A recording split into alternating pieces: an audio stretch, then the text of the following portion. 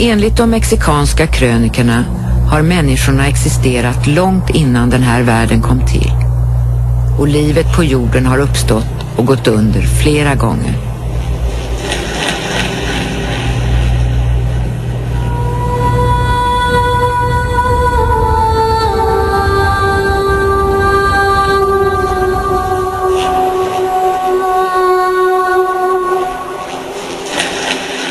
Time evolves and comes to a place where it renews again.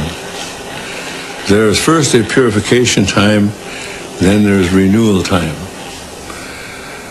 We are getting very close to this time now.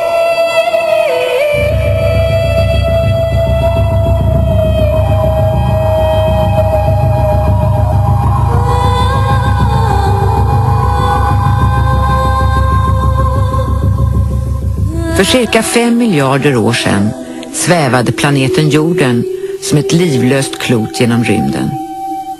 Det gick nästan 1 miljard år innan livet uppstod, och enligt den etablerade vetenskapen har den mänskliga civilisationen bara existerat i några hundratusentals år. Men hur mycket vet vi egentligen om vårt avlägsna förflutna? Einstein sa en gång att mötet med det hemlighetsfulla är ursprunget till all vetenskap.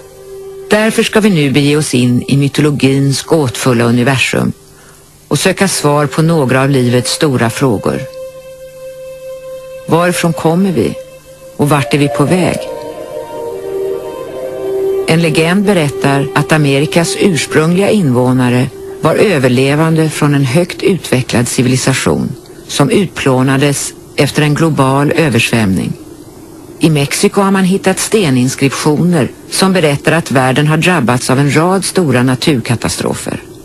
De gamla ruinerna står kvar och vittnar om en högt utvecklad kultur som gick under, medan myten om tidigare tiders civilisationer lever vidare bland de få ursprungliga indianer som finns kvar idag.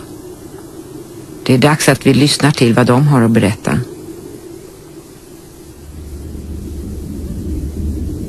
We were told that we would see America come and go. And in a sense, America is dying from within because they forgot the instructions on how to live on Earth.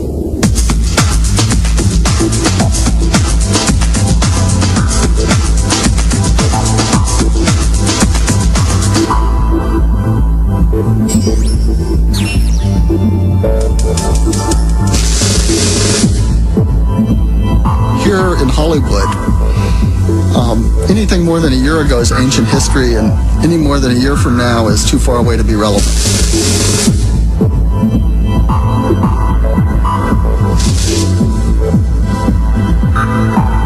Suddenly the world has become very connected. Now I can move from any part of it to any part of it in less than a day. I can pick up my phone and I can talk to anyone. I can look on the internet and look at what literally millions of people are doing all over the world. It's a very different kind of society we have now, and it's changing people.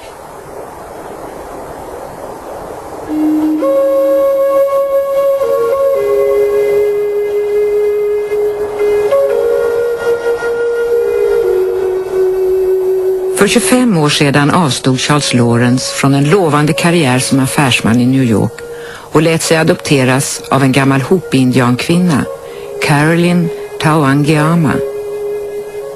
The elders here on Hopi, they had a vision that somewhere long time ago, call it past lives if you want to, that I had helped the Hopi, that I'd been kind of an outcast from my own tribe.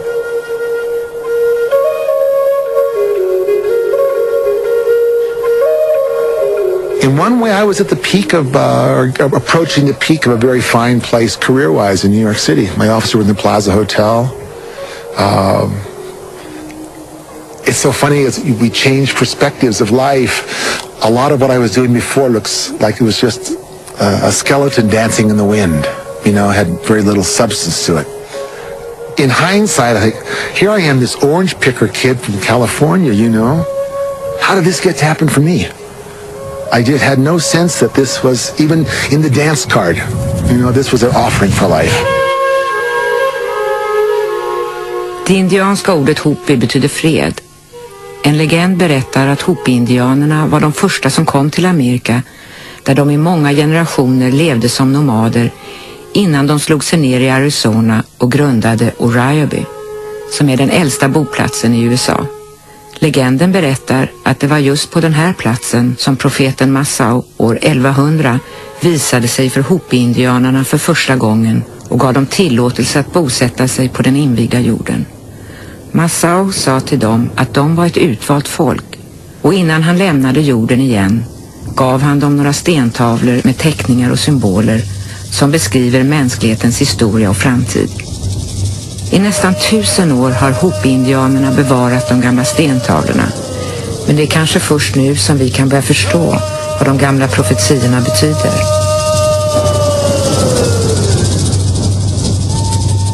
The people of the first world, named Tokpila, meaning endless space, were of 4 different colors, and they spoke different languages. Yet they felt as one and understood each other. But then came among them Lavuhoya, the talker. He convinced them of the differences between people due to the color of their skins. People began to divide and to fight one another. Only a few still lived by the laws of creation. To them came the Creator's nephew, Satuknang. He led them to a big mount where the ant people lived. When they were all safe and settled with the ants, fire came from above and below, until all was one element, fire. And there was nothing left except the people safe inside the womb of the earth. This was the end of Tokpila, the first world. I think all cultures have had stories about the civilizations that they came from and the continuity, in a sense, with the past. I mean, that is, in some sense, what culture is continuity with the past. I think it's a relatively recent thing that we're obsessed with the present. I think so much has happened in our lifetimes that we tend to think of current events as being much more important than history.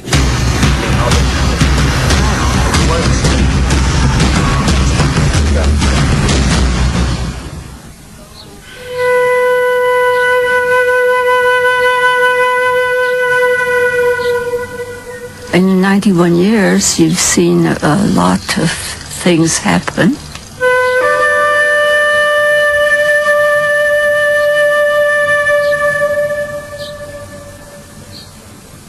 I think that we are in one of the most critical turning points in the life of humanity.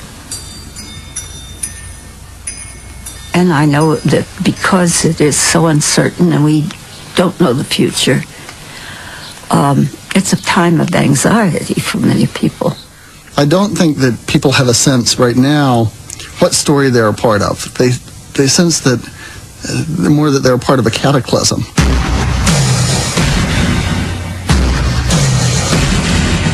If one reads the Bible, there are some people who still do. Then in the Bible there is an almost explicit promise. God made a promise that after the flood is not going again to destroy the whole world. So that is a great, I would say, great relief.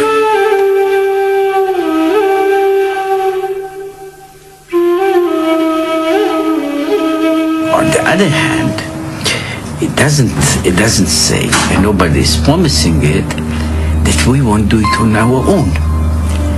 Now we have the technology.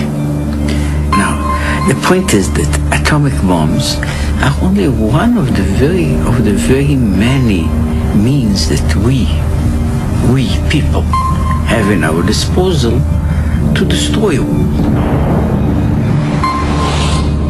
Everything is coming to a time where prophecy and man's inability to live on earth in a spiritual way will come to a crossroad of great problems. It's the Hopi belief, it's our belief that if you're not spiritually connected to the earth and understand the spiritual reality of how to live on earth, most likely you will not make it. När den vite mannen för första gången gick i land i Amerika kom det inte som någon överraskning för Hopi-indianerna. De visste nämligen från Massaus profetier att människor av den vita rasen en dag skulle komma till deras land bärande på ett kors. De visste också att den vite mannens ankomst skulle markera övergången till en svår tid med splittring, våldsamma epidemier och blodiga krig. When Columbus came, that began what we term as the First World War. That was the true First World War when Columbus arrived. Because along with him came everybody from Europe.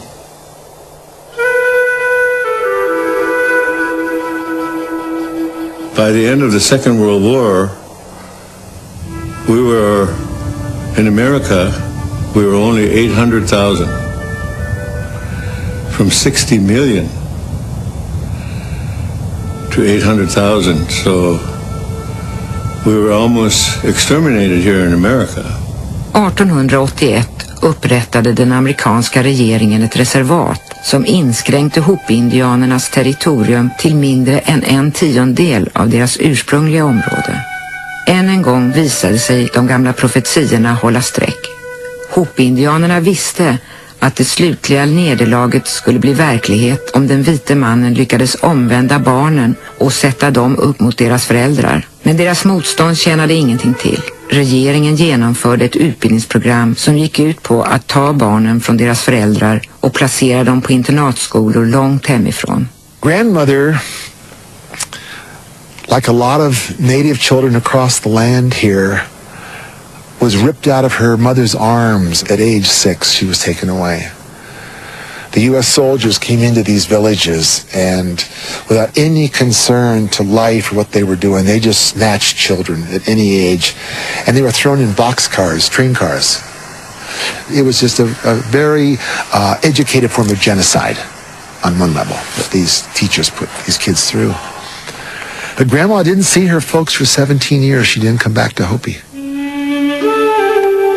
Hopi-barnens påtvingade utbildning ledde så småningom till en inre splittring mellan de traditionella och de mer framstegsvänliga Hopi-indianerna.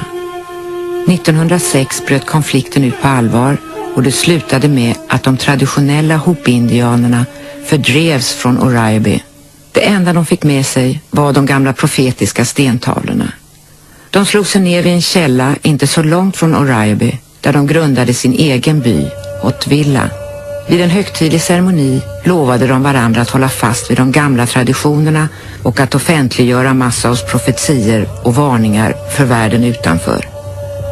Caroline Tawangiama, som hade lärt sig perfekt engelska under sin påtvingade skoltid, valdes till tolk för stammens äldsta. Grandma had a destiny to be a spokesperson. And she opened the doors for many, many Indian tribes around the earth to get their voice spoken in Geneva. I became a caretaker, a guardian during the travels of these elders. And then when I was traveling with Grandma, she would never leave here without sitting in council, and the elders would pray for days what was to be said out in the world. And when the time came that she got so sick she couldn't come anymore, we went through actually a legal adoption, not just a ceremonial adoption, because I had to have papers signed by Caroline Twanyama to say this is my adopted son. I'm sending him here to speak on behalf of the traditional Hopi.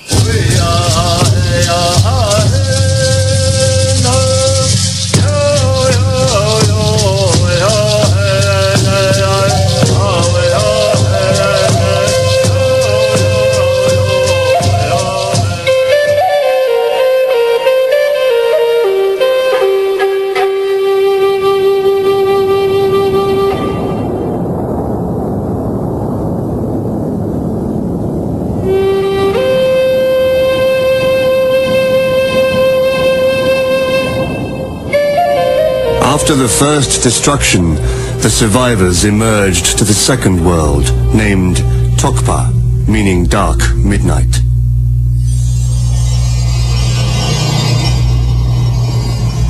They built villages and trails between them.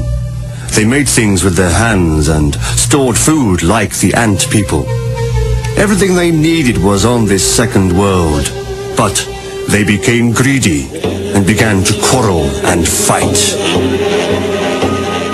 Then wars between villages broke out.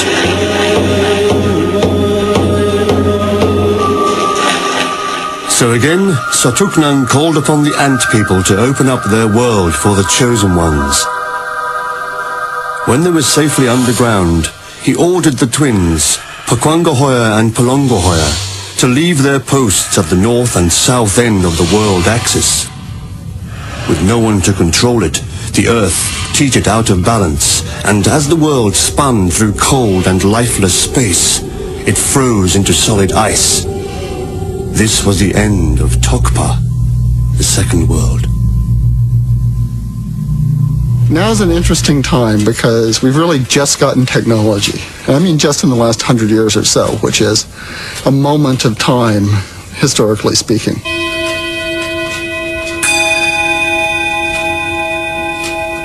We actually have human artifacts that are 10,000 years old. They're pots, bits of baskets, things like that.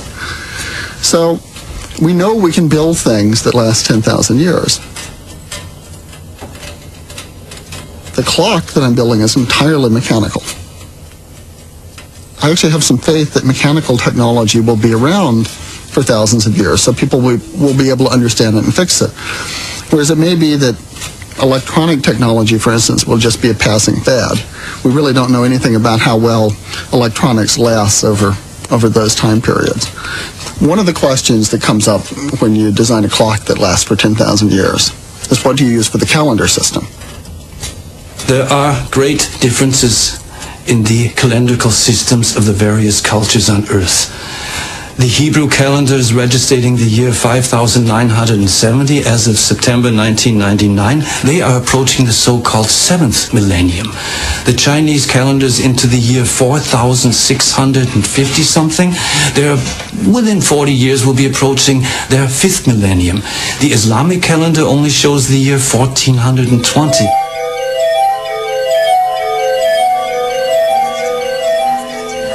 One advantage that ancient cultures had over us is that they watch the stars all the time.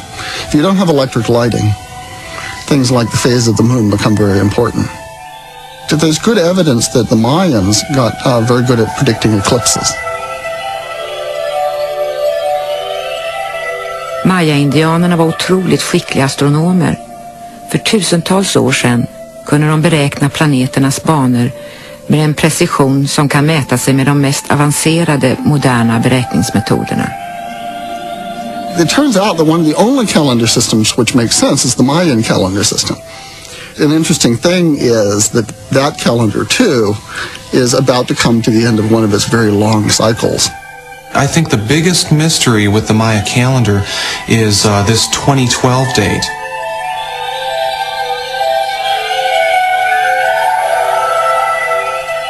In the Maya long count calendar, there is a large cycle of some 13 Baktuns, which is a period of just over 5,000 years. And Maya scholars know that this great cycle of Maya time is due to end on December 21st of 2012. Why did the Maya pick 2012? Why did the Maya pick the December solstice of the year 2012 to end this vast cycle of time? The key to understanding is the astronomical fact that we are living in a time of rare astronomical alignment.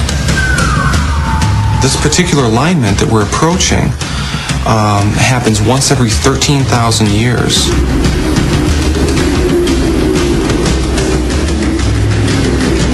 I think that we can understand these galactic dynamics by looking closely at the Vedic cosmology. And their insight is that 13,000 years ago was the Golden Age. And then we start moving through a period of yugas, or world ages, descending from the Golden Age through the Silver Age to the Bronze Age. We are now in the Iron Age, the darkest age, Kali Yuga. we have been moving further and further into darker epochs, and consciousness has been losing itself into materialism and darkness. We are living in the worst of all possible worlds, in which there is still hope. The good news is that we are just about to turn the corner. The galactic alignment of 2012 is the end of descending Kali Yuga, and we will turn the corner to begin the ascent phase towards the next golden age. A human being is something that is unique in that it has its legs on earth, but it has a head that at least can look at heaven.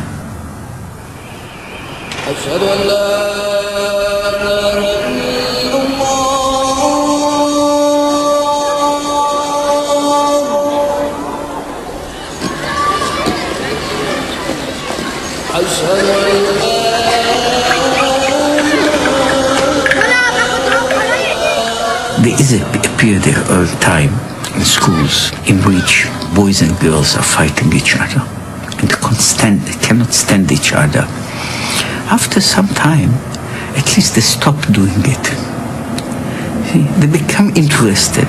Now that is a change of face. I mean, you are moving from one phase to another. Now, for groups of people, not for individuals, for groups of people, to make these changes is a much longer period.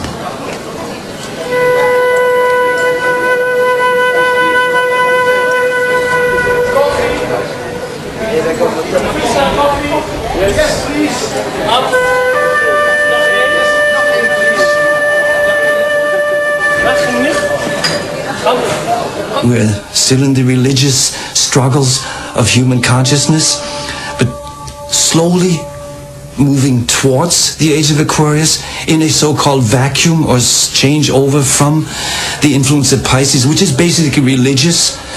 In religion, you cannot have religion without devotee. Most people are not interested in understanding religion, they're interested in devoting themselves to religion.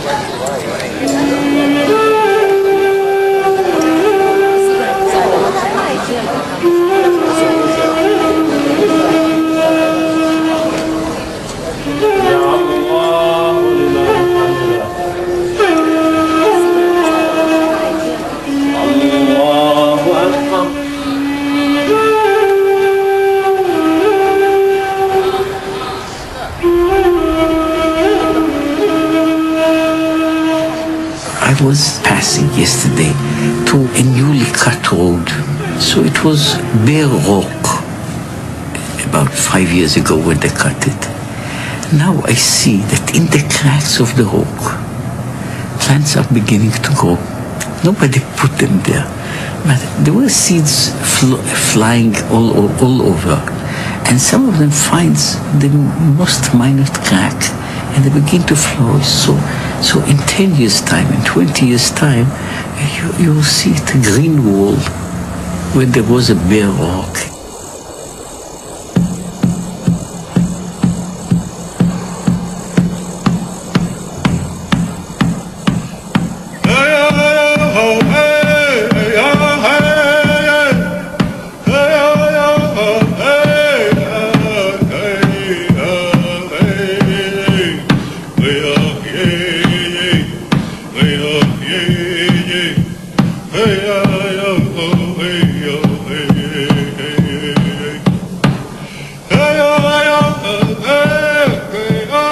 Everything is spiritual. Everything has a spirit. Everything was brought to you by the Creator, the one Creator. Some people call him God, some people call him Buddha, some people call him Allah, some people call him other names. We call him Tonkashila, grandfather.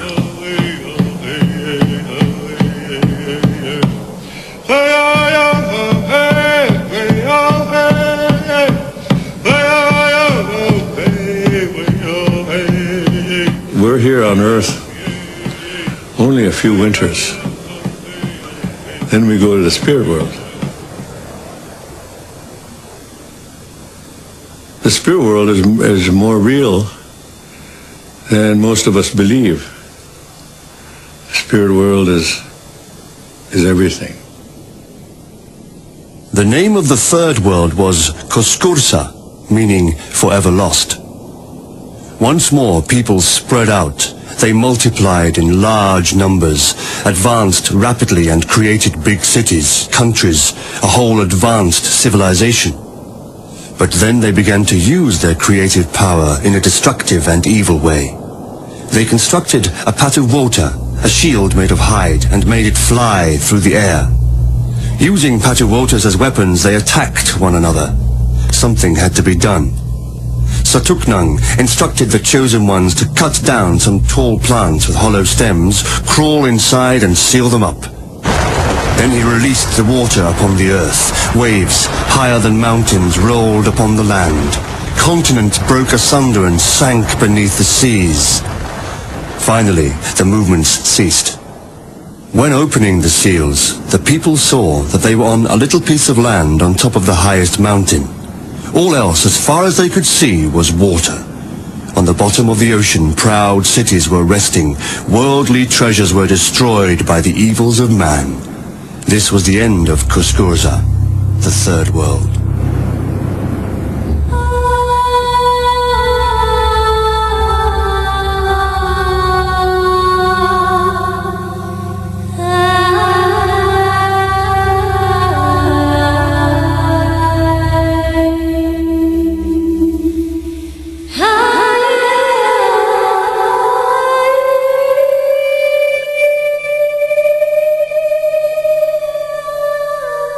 De första antropologerna som besökte Hotvilla på 1800-talet var fascinerade av Hopi-indianernas historier om världens undergång. Men indianernas profetier om framtiden hade de svårt att ta på allvar. De lät allt för fantastiska för att vara sannolika. There will be roads in the sky. There will be moving houses of iron. There will be horseless carriages.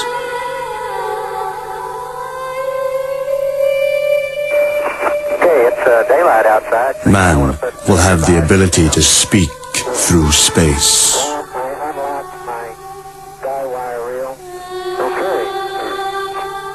The sacred body of the female will be devalued, indicating that many things will be devalued from the original.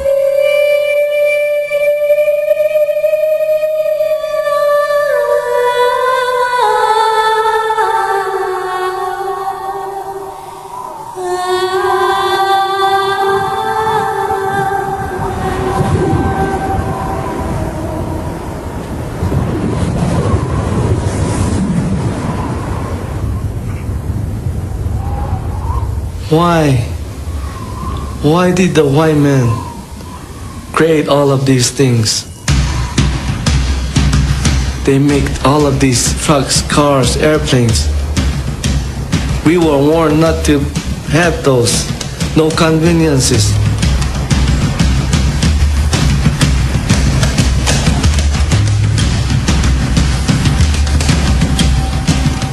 –1998 dog Dan Evehema, den sista av de gamla Hopi-indianerna som hade upplevt fördrivningen från Oriaby.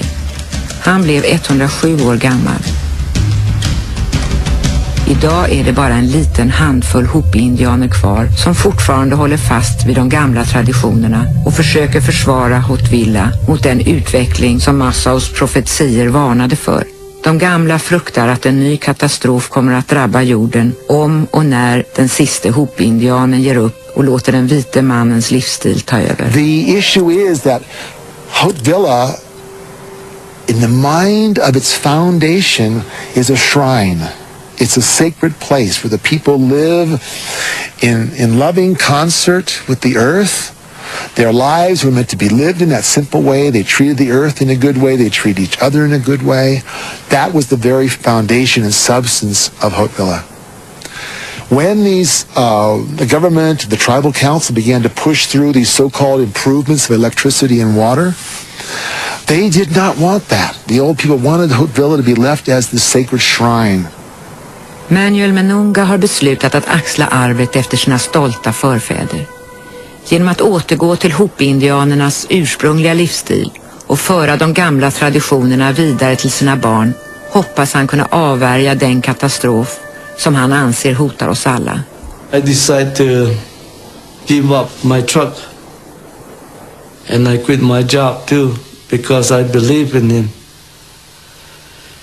And now I'm into building a stone house and it's almost completed so I can live simple life.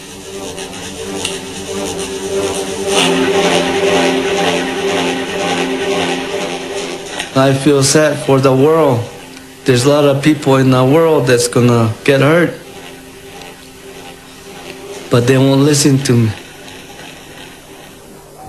So things are getting worse out there.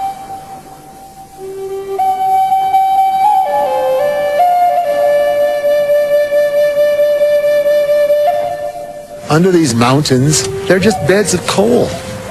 And this coal is being sluiced with millions of year-old aquifer under the land here. That coal gets sluiced over to Las Vegas, and which is a city that to me is a hallucinogenic nightmare because it's in an unnatural place, it's in a desert, consuming enormous amounts of energy, wasting water, a very, very vital resource of the earth that is diminishing. And it's a place to just go hallucinate.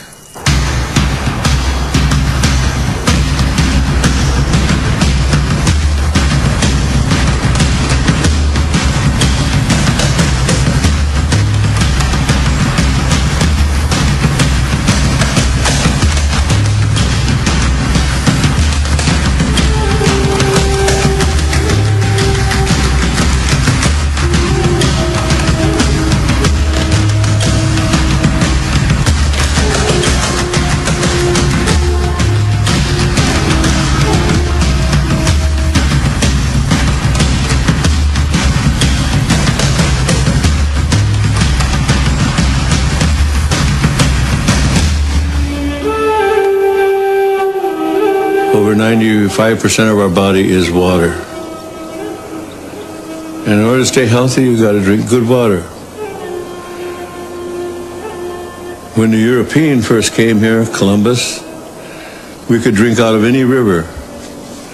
If the Europeans had lived the Indian way when they came, we'd still be drinking out of water because the water is sacred. The air is sacred. Our DNA is made of the same DNA as the tree. The tree breathes what we exhale. When the tree exhales, we need what the tree exhales. So we have a common destiny with the tree. We are all from the earth. And when the earth, the water, the atmosphere is corrupted, then it will create its own reaction. Mother is reacting. In the Hopi Prophecy, they say the storms and floods will become greater.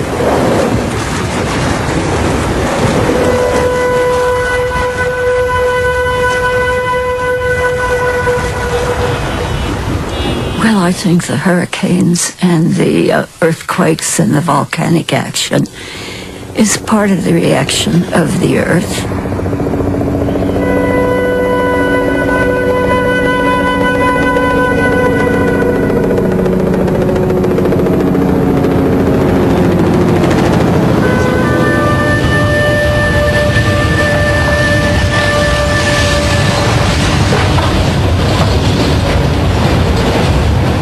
Wherever there is a disaster, there is a congregation of people from all over the world who come to help. I understand the Turkish people were astounded at all the people that descended on them to help at that time. They bring people together.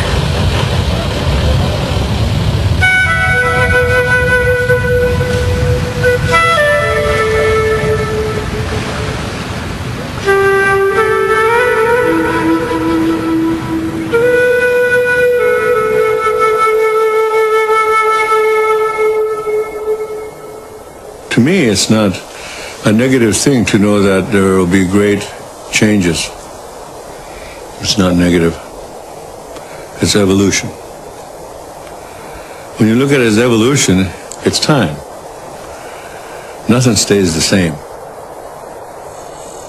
Sedan Darwin skrev sitt berömda verk om arternas uppkomst har vetenskapen varit övertygad om att människan härstammar från aporna. We always say, that might be your ancestor, but it's not our ancestor. He is a relative, but not our ancestor.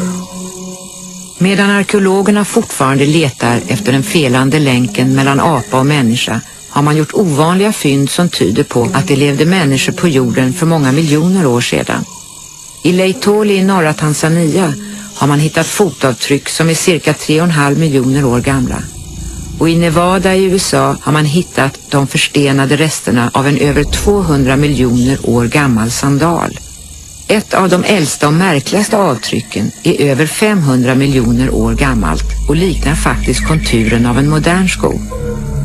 De här fynden kan vara svåra att bortförklara, så det är kanske verkligen sant att intelligenta varelser har gått omkring på jorden miljontals år före oss. If we look at the evolution of civilization throughout the millenniums, the billions of years, our present civilization is called the fifth root race. There is a very strange name attached to it, which unfortunately was perverted by the Nazis. It is called the Aryan race. The race before it, the fourth root race, was called the race of Atlantis. Talrika böcker och artiklar beskriver den sägenomspunna kontinenten Atlantis. Platon skriver att kontinenten hade varit större än Asien och Libyen tillsammans, men några noggranna upplysningar om var den låg ger han inte. Enligt legenden var Atlantis befolkat av högt utvecklade människor som kunde använda sig av avancerad teknologi. Men deras giriga strävan efter materiellt välstånd blev enligt sägnen deras undergång. Efter en jättelik jordbävning sjönk Atlantis i havet och de få överlevande var tvungna att emigrera till andra världsdelar.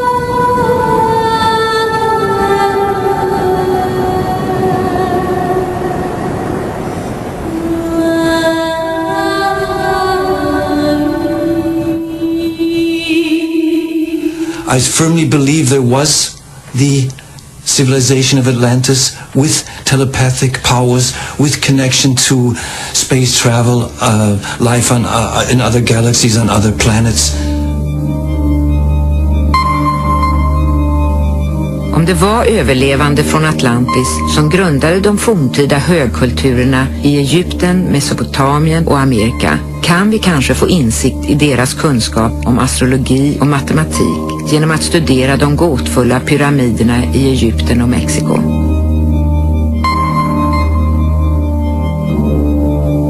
Maya epigraphers, those who decipher the Maya hieroglyphic language, are now able to read about 70% of the hieroglyphs, and it's telling us a great deal about Maya culture.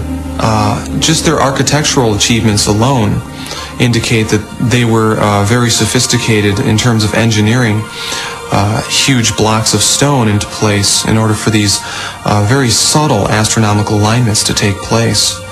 There is an unknown aspect to that alignment, and it indicates that the Pyramid of Kukulkan is a type of processional star clock.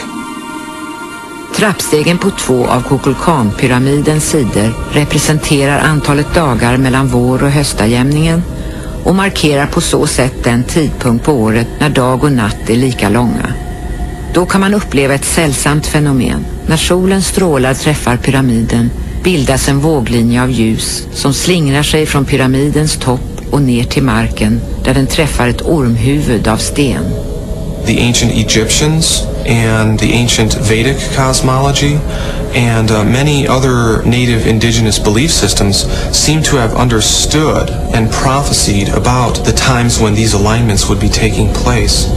And many traditions understand precession including the Western astrological tradition, in which we are approaching the dawning of the age of Aquarius, they understand this large cycle as a type of collective human gestation. We are approaching the birth moment in that great cycle of gestation. Humanity will be forced through a gate. We talk about free will, but what free will do we have? We can either go with the process or we can rebel. That's all. Inevitably, we'll have to go with it anyway.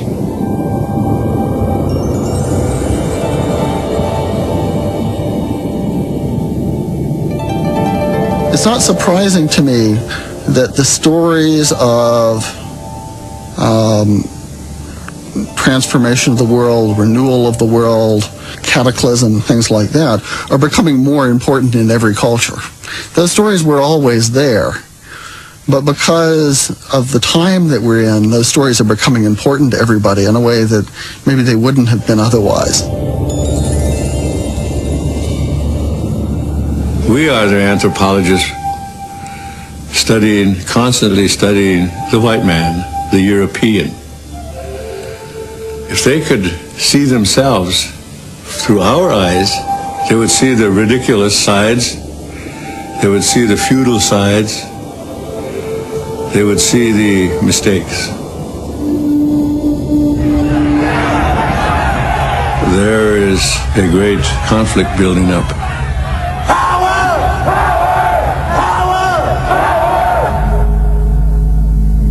International security is a big problem because everybody has a nuclear bomb. Hopi-indianernas profetia innehöll en varning om ett mystiskt kärl med aska som skulle kastas ner på jorden med katastrofala följder. När det hände skulle Hopi-indianerna utföra den uppgift som Massaw hade ålagt dem för 900 år sedan. When the atomic bomb was dropped, they knew it was time they had to come forth because forces of evil and destruction were being unleashed upon the earth.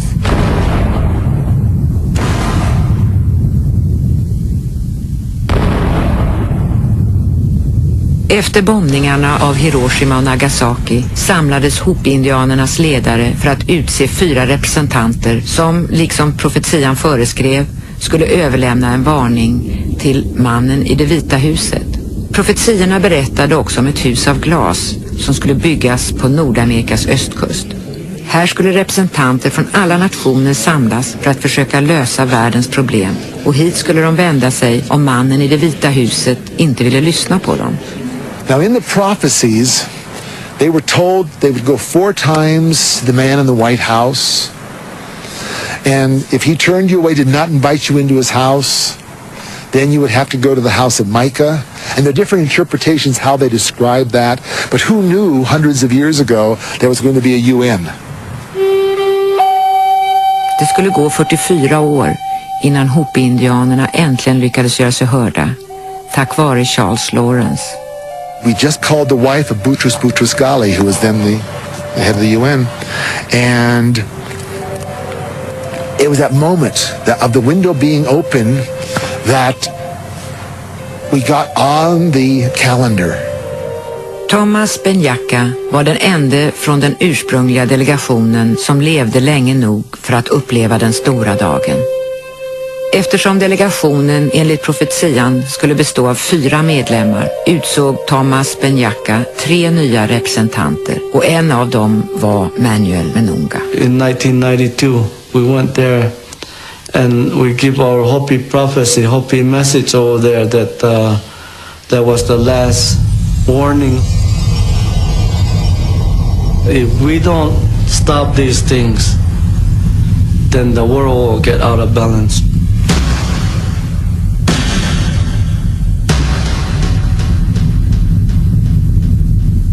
But very, very few people showed up to witness. Very few countries were represented. And on one hand, it was a shame, but they got in and they stood in that place and told their story.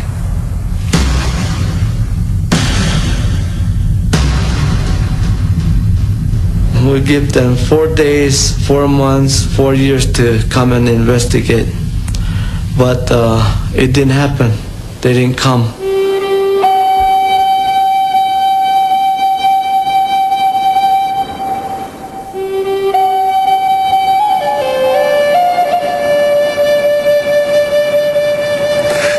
never stops out here. You know?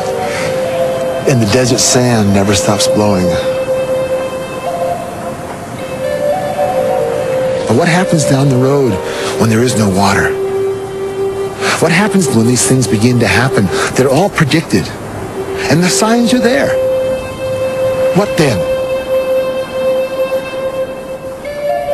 The emergence to the future fifth world has already begun.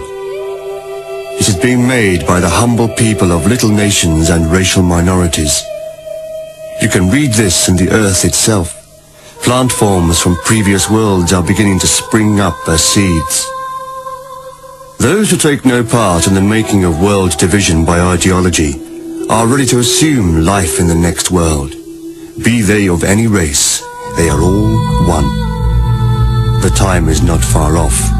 It will come when the psychosocial Kachina dances in the plaza, representing a blue star which will make its appearance soon. I think we can be of great help in this crisis.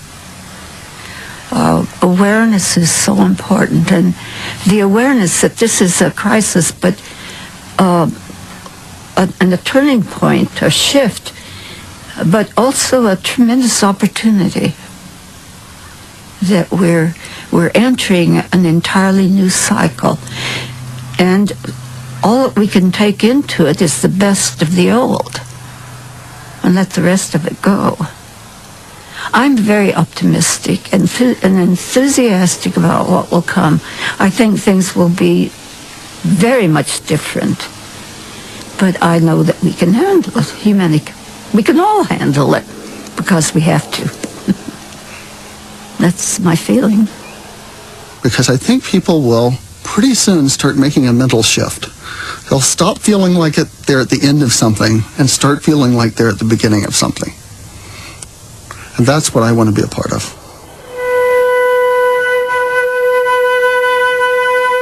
You should learn how to plant something. That's the first connection. You should treat all things as spirit. Realize that we are one family.